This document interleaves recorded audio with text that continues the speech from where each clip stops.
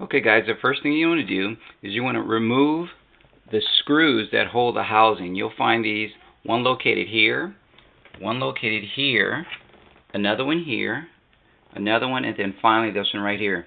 When you remove this cover, the only thing you got to be careful of is there's a spring-loaded catch that actually goes right there, and that's actually the battery stop. Sometimes it'll shoot across the room, so be careful when you take that off.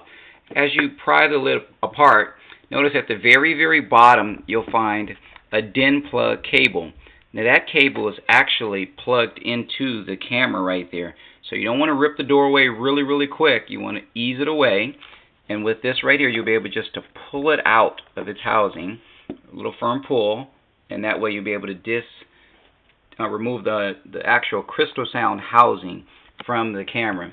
Now here's the part that you just want to pay attention to. This is actually really simple. It looks like spaghetti in there right now, but you'll make heads or tails of it as you go about.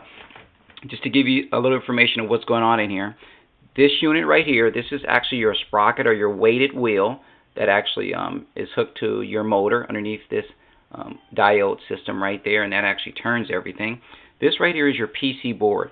The number one problem with CP cameras is that this board will corrode. It'll actually just turn to white powder. I mean, all the PC connections on the flip side. I highly recommend, if you're not a skilled cameraman, let a cameraman do this, repair guy, that I would actually go over the board with a type of a moisture to keep everything lubricated and that it doesn't corrode on you. It's actually a form of electrolysis. It's because the ground is into the body as well, so it builds that corrosion. A second quick tip is, you see this little battery right here? This is the battery that remembers when your film is about to run out. And some techs just remove it. It's a mercury battery, so eventually it will leak, and it'll leak a corrosive chemical onto your board, and that could damage it. If you don't need your alarm to let you know when your film is running out, you can keep an eye on your footage counter. By all means, I would recommend unsoldering that and just leaving it out. It's a ticking time bomb, literally waiting to happen. It's a 20-year-old battery that's just waiting to ooze all of your PC board. This right here is another one of the geared belts that you use inside of a CP. There's this belt. There's the clutch belt that makes up the belt system. There's also one other belt on later model shutter CPs.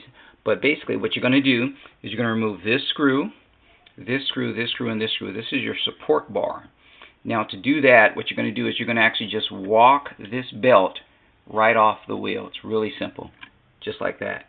Just going to just fold it back and take a screwdriver. You don't need to take off this unit right here, but you need to take off this 1, 2, 3, 4 screws. We're going to do that, and you're going to just flip that bar over to the side. That's all you need to do. On our next video part, we'll show you how to do that and show you how to install the clutch too as well. Once again, this is the internals of the CP. This is your clutch engagement gear.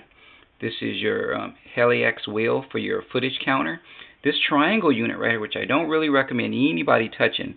This right here houses the nipple of the motor, and this wheel with the lights in it, there's an actual diode that goes across, and it talks to your PC board. It lets you know when your shutter's in the correct position, and it lets you know also your RPM speed on your selected motor.